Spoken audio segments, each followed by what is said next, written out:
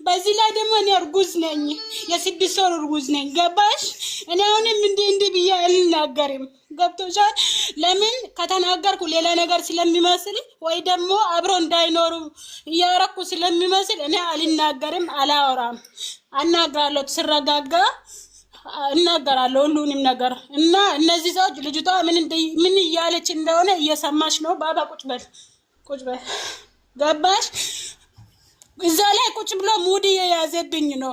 ሚስቴ እንዲህ አለች ከተባረርኩ ስንት ቀኔ ነው ምናምን እያለ ነው። እየሰማሽ ነው። ገብቶሻል? አልተባረረም፣ ቤት ውስጥ እየኖረ ነው።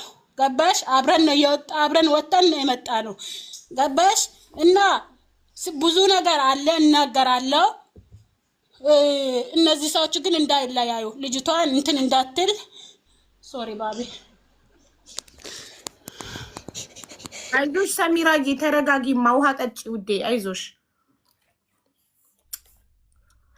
አቡ ብዙ ነገር እኔ ማውራት እንትን የሚለኝ ብዙ ነገር አለ።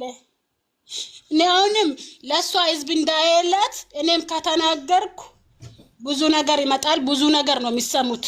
ሳልናገር ግን ልጅቷ አረጋጋት። ለምን ሴት ልጅ ናት፣ እኔም ሴት ነኝ።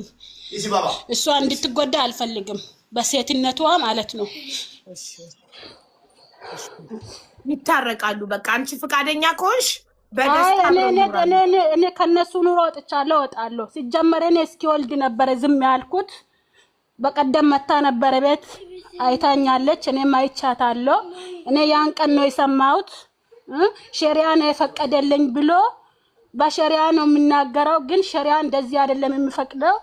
ሸሪያ ቢፈቀድ ጠይቋትና ንገሯትና እሷን ቢካለች አግቡ ነው የሚለው። በዚህ ላይ ደግሞ ሸሪያ የሚለው ለመጀመሪያው አሟልታላችሁ ያ እሱ ያለውን ንብረት ትርፍ ከሆነ ያግባ ከፈለገ የሚለው እንጂ እሷ እንዳለች ሄዶ ሌላ ሴት ያግባ አይልም።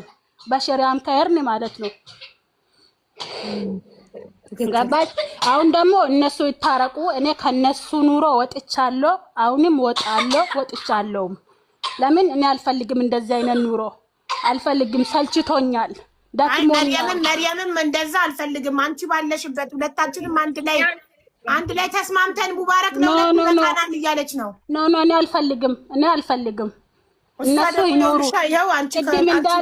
ቅድም እንዳለሽ እኔ እየሰማው ነበረ።